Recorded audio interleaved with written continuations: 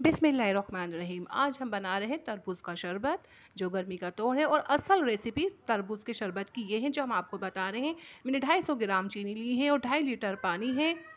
तो देखिए, हम अच्छे से चीनी हल करेंगे पानी में। और आप है ना ठंडा ऐसे पीना चाहते हैं, आप शरबत बना के फ्रिज में रख दीजिए। नहीं तो आप बर्फ़ डालेंगे तो चीनी थोड़ी बढ़ानी पड़ेगी, बर्फ़ पिघलेगी तो शरबत हमारा जो है, जो फिक्स शरबत है उसकी जो मिठास कम हो जाएगी बर्फ़ डालने से। आप बर्फ़ डाल के 10-15 मिनट रखेंगे तो देखिए है ना, ये मैं तरबूज़ ले रही हूँ। बहुत ज़्यादा ना तरबूज़ नहीं चाहिए, बस इसके लिए थोड़ा-सा तरबूज़ चाहिए। हम हाफ़ बोल तरबूज़ लेंगे। मैं तरबूज़ के बड़े-बड़े पीस काटूँगी, हम इसे ग्राइंड करेंगे। इसमें बीज भी रहे मसला नहीं है, हम इसे ग्राइंड करके आपको बताते हैं क्या करेंगे। देखिए, मैंने इतना तरबूज लिया है, हाफ बोल है, बहुत ज़्यादा तरबूज नहीं चाहिए इसके लिए। मैं इसे ग्राइंड कर लूँगी और देखिए ग्राइंड कर चुकी हूँ। अब मैं इसे छानूँगी। जो पानी मैंने चीनी हल की है ना, इसमें छान लेंगे हम। तो आप ये शरबत तैयार करके आप फ्रीज़र में रख सकते हैं, ठंडा कर लीजिए इसे बहुत तेज़।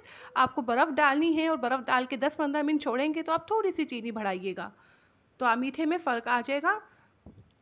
तो 250 ग्राम मैंने चीनी डाली थी और उसी कप से मैं आधा कप ये मैं जामे श्री डाल रही हूँ। तो मैं थोड़ा-सा मुझे कम लग रहा था, फिर मैंने थोड़ा और डाला है। ये बहुत मज़े का असल तरबूज की रेसिपी ये है।